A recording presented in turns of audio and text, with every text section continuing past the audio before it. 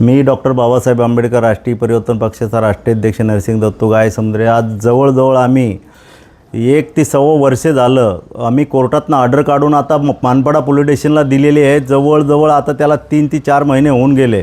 फक्त रॉकी नावाचा आरोपी अटक आहे। आता जवळजवळ 10 आरोपी मोकाट फिरतात, ह्या एरियामध्येच असतात, परंतु पोलिस त्याला अटक करत नाहीत। ह्याची आम्हाला खंत आहे की जर कोर्टाची जर देखील ऑर्डर आहे तरी पण आरोपींना अटक करत आहे। त्याच्यामध्ये संजय मिश्रा आहे, संजय मिश्राची बायको, संजय मिश्राचा मुलगा आहे, घुंगरू आहे, असे जवळजवळ 11 ते 12 लोक त्याच्यामध्ये आरोपी आहेत। आणि खरोखर हे मुलीसोबत नाबालिग मुलगी आहे, तिच्यासोबत अन्याय झाला आहे, तिच्यावर अत्याचार झाला आहे, तिच्यावर म्हणजे हरकत म्हणजे नाबालिग मुलगी असल्यामुळं तिच्यावर अन्याय अत्याचार केलेला आहे।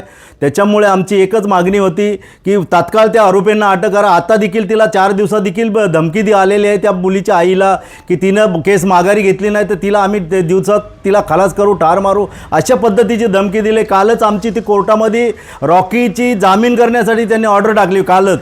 तर ती काल देखील आम्ही कोर्टाला माननीय कोर्टांना अर्ज दिला की बाबा ह्याला कुठलीही जामीन देऊ नको। आता आरोपी आहे, जवळजवळ 10 आरोपी आणि मोकाट फिरतात, त्यांना अनेक अटक ECBनं बी केलं नाही आणि मानपाडा पोलीस स्टेशननं देखील केलं नाही। आता आमची मागणी एकच आहे की जी आरोपी बाकी आहेत त्यांना तात्काळ अटक करावी आणि त्यांच्यावर गुन्हा दाखल करून त्यांना जेलला पोहोचवा, अशा पद्धतीची आमची मागणी आहे।